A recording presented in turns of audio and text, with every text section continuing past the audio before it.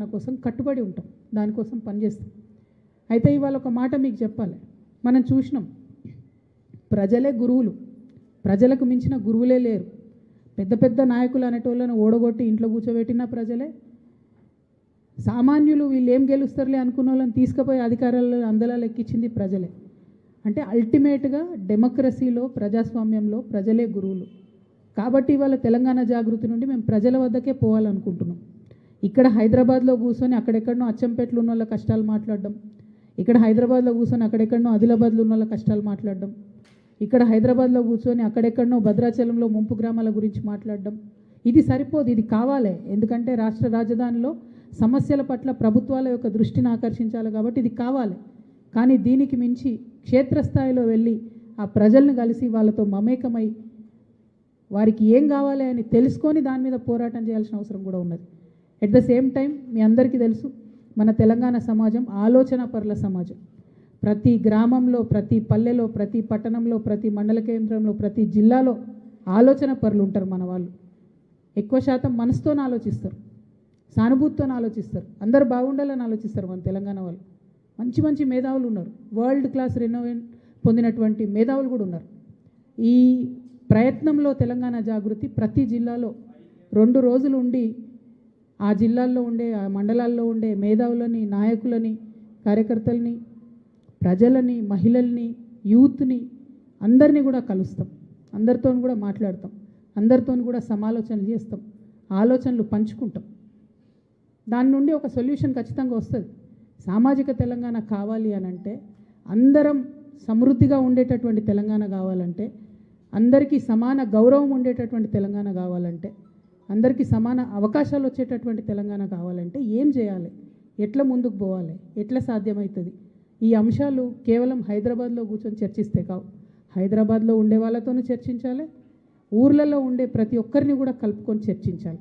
అల్టిమేట్గా ఫలితాలు ఎవరికి రావాలనుకుంటున్నాం? ఆయా గ్రామాల్లో ఉండేటటువంటి యువతకు ఫలితాలు రావాలి, ఆయా గ్రామాల్లో ఉండేటటువంటి మహిళలకు ఫలితాలు రావాలి, ఆయా గ్రామాల్లో ఉండేటటువంటి రైతులకు ఫలితాలు రావాలి.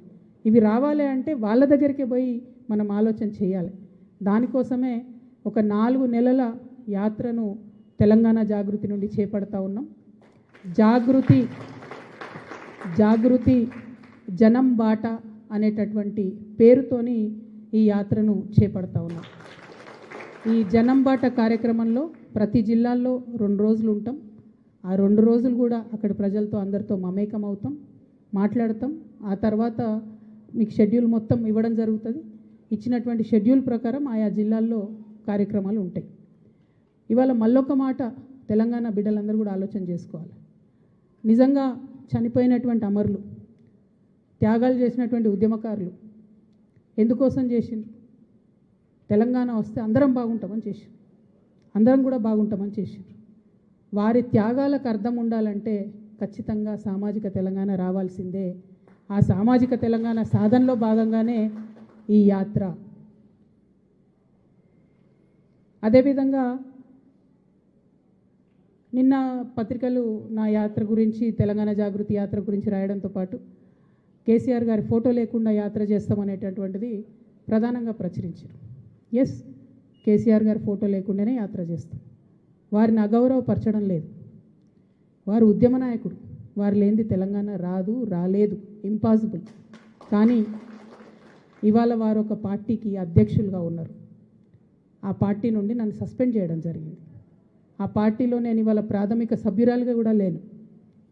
నేను తెలంగాణ ప్రజల దగ్గరికి పోయి మళ్ళీ వాళ్ళ సమస్యలు ఏంటి తెలుసుకొని తెలంగాణ జాగృతి అనే సంస్థను పటిష్టం చేసేటటువంటి ఈ ప్రయత్నంలో కేసీఆర్ గారి ఫోటో పెట్టుకోవడం అంటే నైతికంగా నాకు కరెక్ట్ కాదు. అది చెట్టు పేరు చెప్పుకొని పండ్లు అమ్ముకోవాలనే ఆలోచన నాకు లేదు. ఆ చెట్టు నీడన ఉన్నన్ని రోజులు ఆ చెట్టును సంరక్షించాలని, ఆ చెట్టును దుర్మార్గుల బారి నుంచి కాపాడాలని నేను చెయ్యని ప్రయత్నం లేదు. ఇవాళ ఆ చెట్టు నీడ నాది కాదు అని చెప్పినప్పుడు ఇంకా ఆ చెట్టు పేరే చెప్పుకొని బతకాలనే ఉద్దేశం నాకు లేదు. నేను నా తువ్వ వెతుక్కుంటున్నా.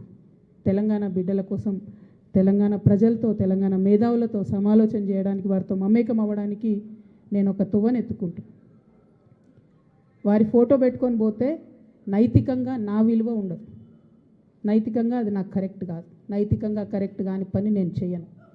తెలంగాణ జాగృతి సంస్థ పెట్టినప్పటి నుంచి నేను బీఆర్ఎస్ పార్టీలో చేరే వరకు ఎన్నడూ కూడా కేసీఆర్ గారి ఫోటో పెట్టలేదు. ఆ రోజు ఆయన ఉద్యమ నాయకుడైనా అనేక కార్యక్రమాల్లో మేము పాల్గొన్నా. అప్పుడైనా ఇప్పుడైనా జయశంకర్ సార్ ఫోటోనే పెట్టినాం.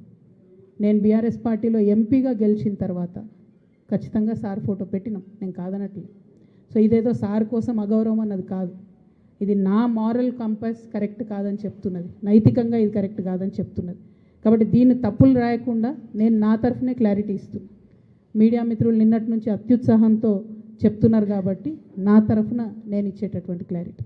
వారు నా తండ్రి గారు, వారి కడుపున పుట్టడం అనేది జన్మజన్మాలకు నేను చేసుకున్నటువంటి అదృష్టం.